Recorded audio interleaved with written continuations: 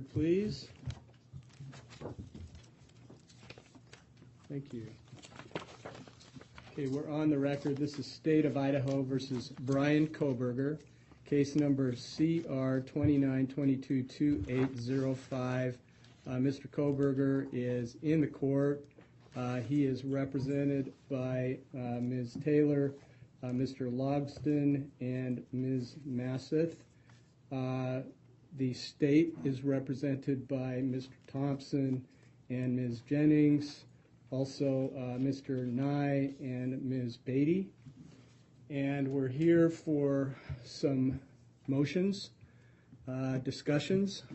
And before we get there, I want to address, really everybody, about the revised amended dissemination order.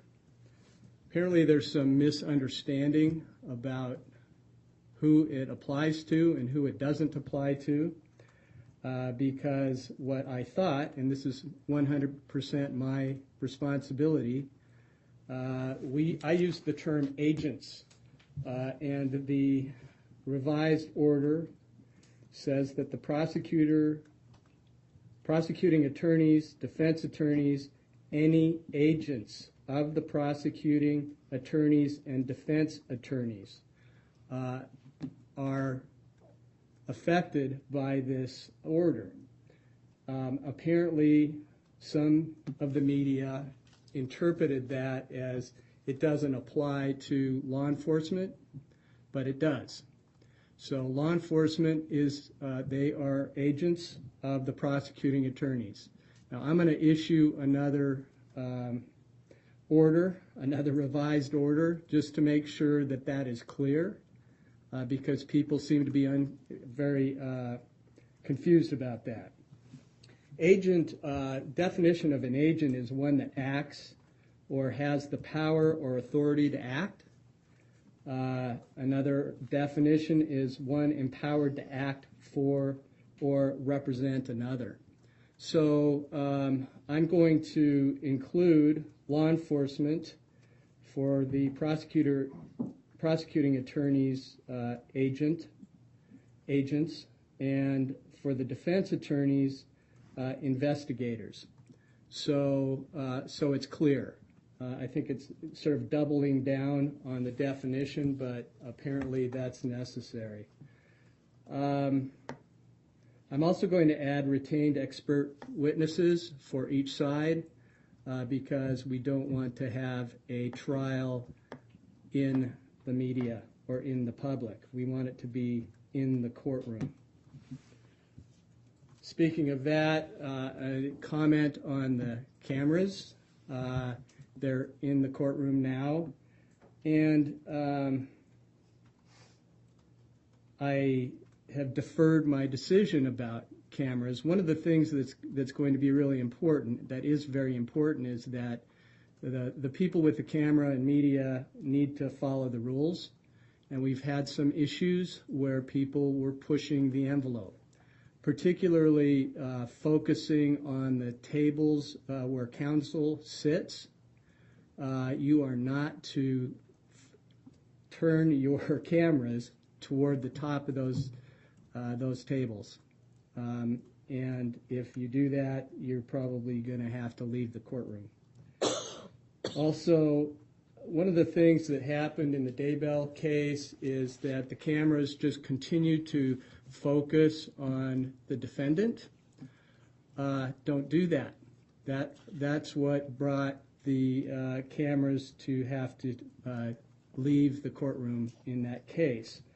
And what I would prefer, if you want to continue to have cameras in this courtroom, is to back off and not, do we have make sure that's muted. Make sure that we just have the totality of what is happening in the court, and not just focus, for example, on Mr. Kohberger's face. So that was what happened in that case, and it's not appropriate. One other reminder to counsel, this is to myself, to speak into the microphone so we can have a good record. All right, I think those are my general announcements or cautions, and I think we've sort of boiled things down to some issues on a motion to compel discovery. Some of those issues have been resolved, some have not. So let me go to you, Ms. Taylor, to start off. Where do we start? Your Honor, we would request that we start on defendant's motion to compel and second motion to compel. I believe the third motion to compel will be heard on a different date. True. As it relates to the two motions to compel, and I'll present my arguments whenever the court's ready, but I can direct the court exactly to the numbers in those motions to compel that are still up for discussion today in a request of ruling of the court. Excellent. I'm ready. On the original motion to compel, we are only seeking the court to order number 6 be complied with in that motion, in that particular motion. Okay, let me take a look at that. Number 6, and so this is the motion to compel discovery that was filed on May 4th. Yes, Your Honor, that's correct. Number 6.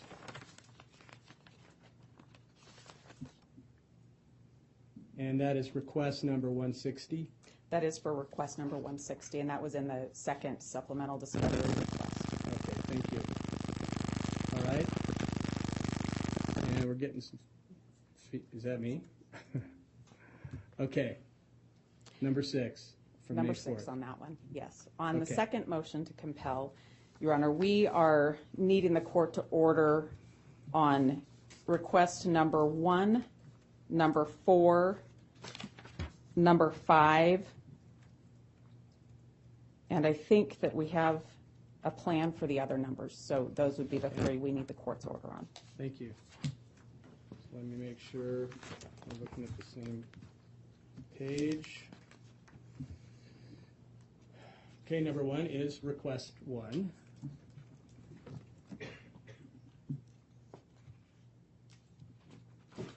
Number 4 is request 23. I'm sorry, Your Honor, it's number 2, request 4. Okay, I apologize. Number 2, request 4.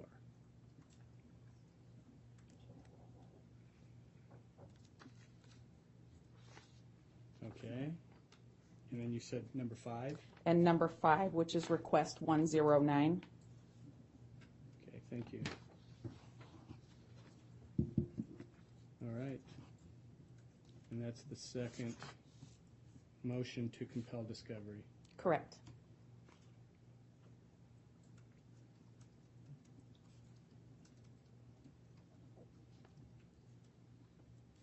All right.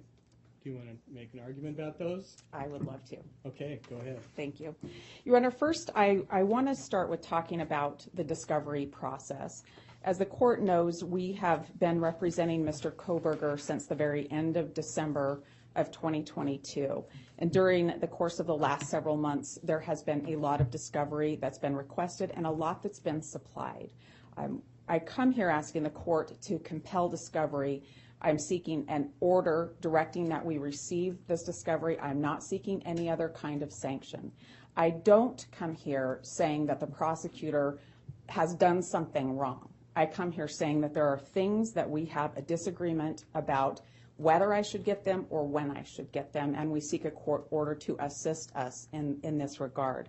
Yesterday, we filed an exhibit that related to our motions to compel, and the purpose of that exhibit was to show the court how the discovery is coming in and what we are weeding through to try to find the information, and to let the court know that our office is making extraordinary efforts. Mr. Kohberger's team works nonstop, and when we ask for discovery, it's because we have reason to believe it exists.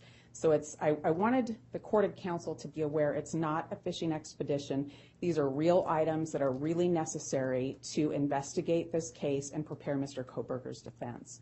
So with that as the background and the frequent communication with the prosecutor's office to try to obtain the materials we need, we have come to an impasse in a few areas, and that's what brings us to court today.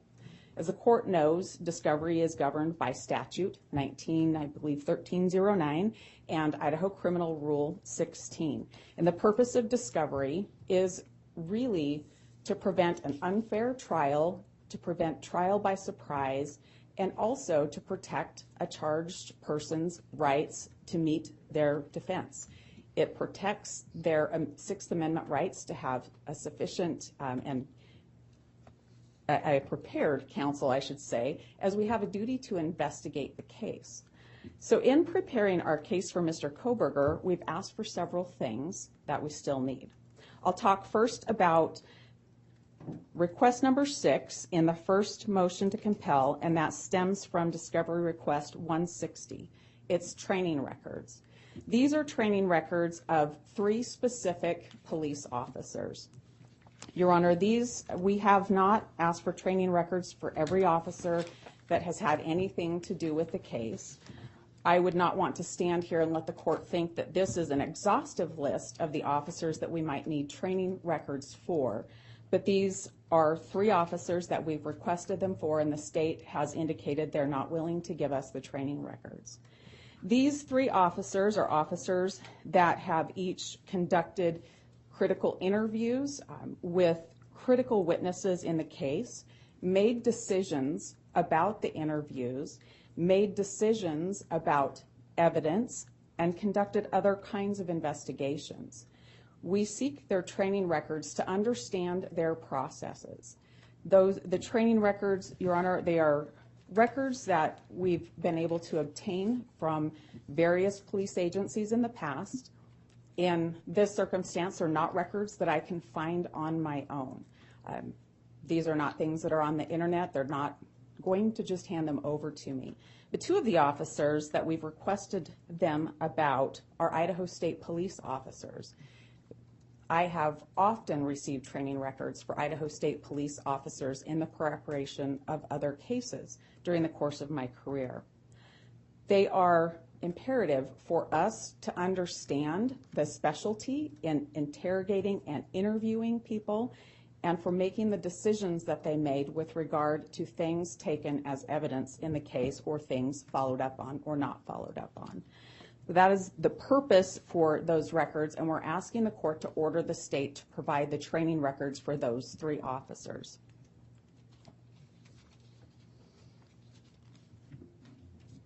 Moving on then to our second motion to compel, and what we are looking for is a lot of information from the FBI CAST team as well as the FBI Forensic Examiner team. What we're talking about here is the CAST team are the FBI examiners that used cell phone records to provide a lot of information that found its way into the probable cause affidavit that the state relied on in arresting Mr. Kohberger.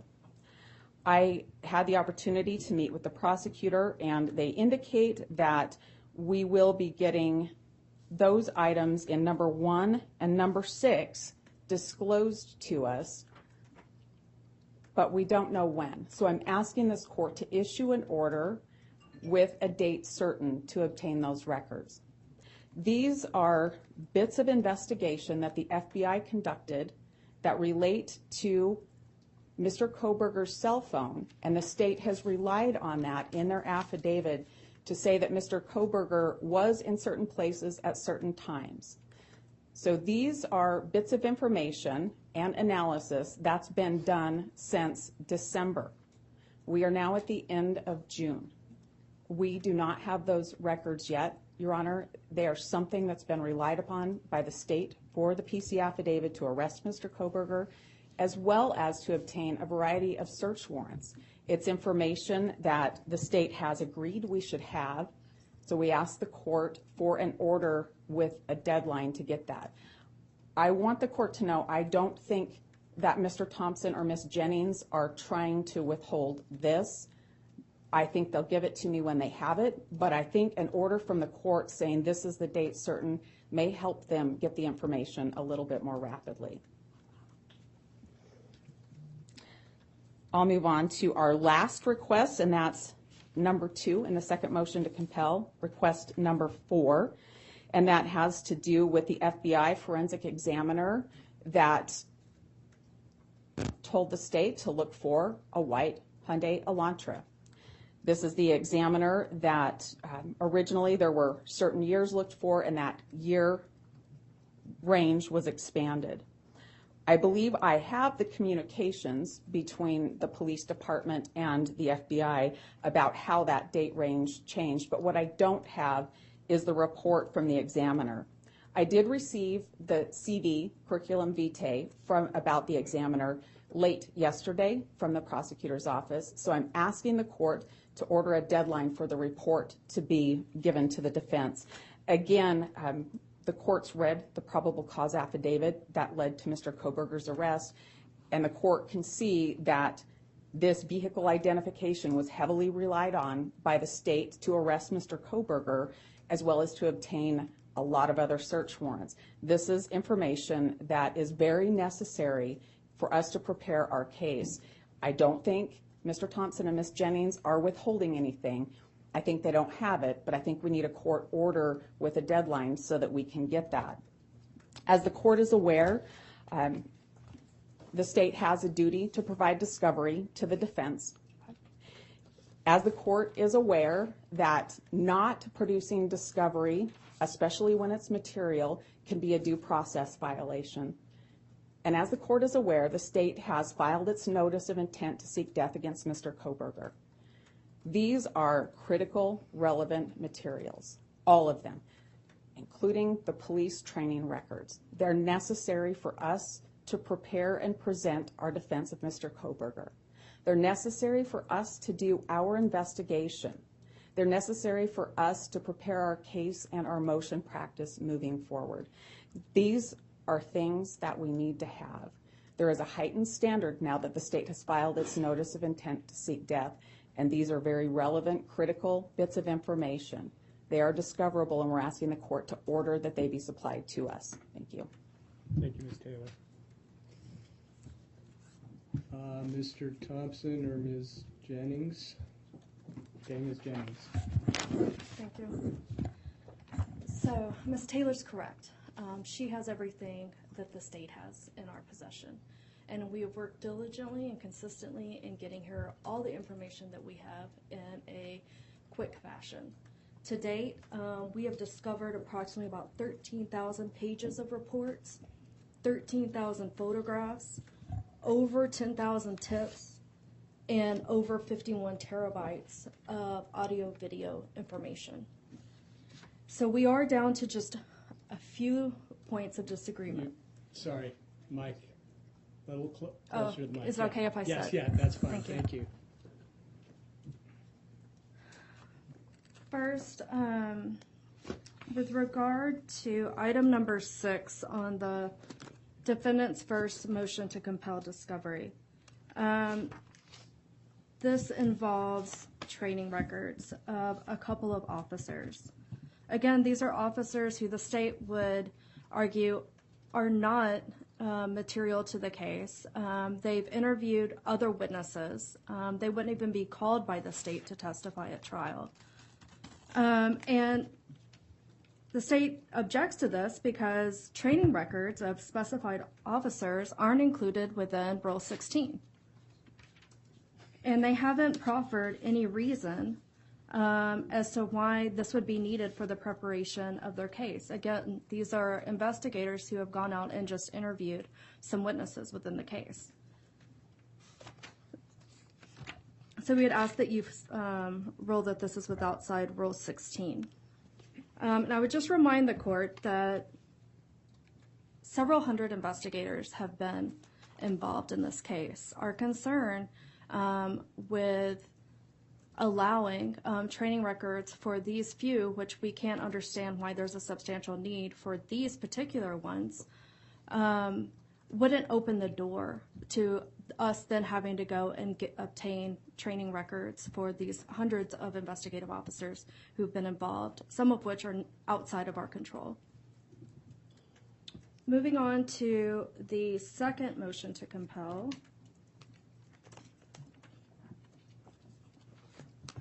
As to item number 1, regarding cast information, Ms. Taylor has everything that we have.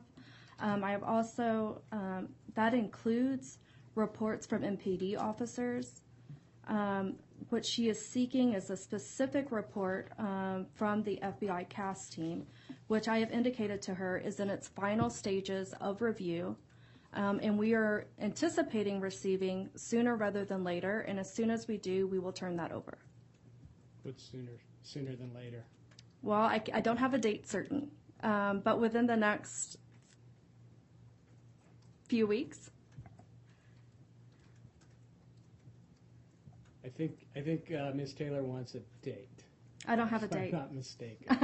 I have asked for a date, but that is not how the federal bureaucracy works. That's, how about we say something like July 14th, unless there's some reason Yes. that they can't get that to you. No objection. Okay. Does that work for you, Ms. Taylor? Yes, Your Honor, thank you. Okay, thank you. And then the state has substantially complied with request number 4, which is the same types of information, but related to the identification of the vehicle. Would ask for the exact same date certain of July 14th, only to obtain, if there is one, a potential report that's outstanding. Okay. Is that acceptable, Ms. Taylor? Yes, Your Honor. And again, I mean, if there's some hitch in that, I mean, we can explore that and see what we need to do to fix it. Nothing further. Is I that think it? that Okay. takes care of everything. Thank you, Ms. Jennings. Anything to respond to, Ms. Taylor? Yes, Your Honor. I want to be heard a little bit more on the police training records. I am aware that over 120 officers were involved in the investigation in this case. I am not asking for all 120 officers.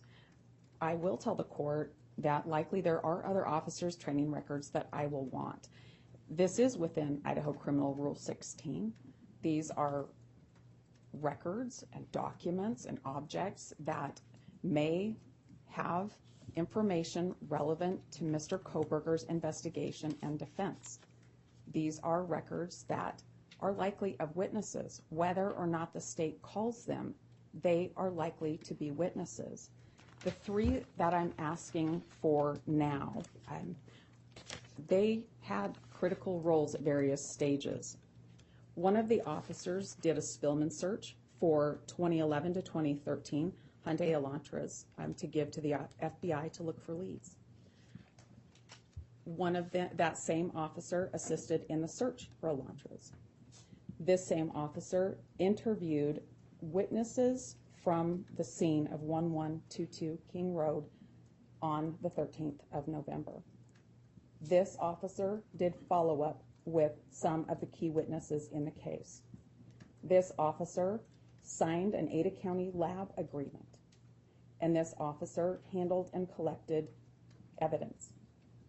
The second officer that I seek the information from did an interview with a key witness that's expected to testify when this case goes to trial. This officer also mentioned a specialty of working with victims and trauma victims. I think those training records are very relevant.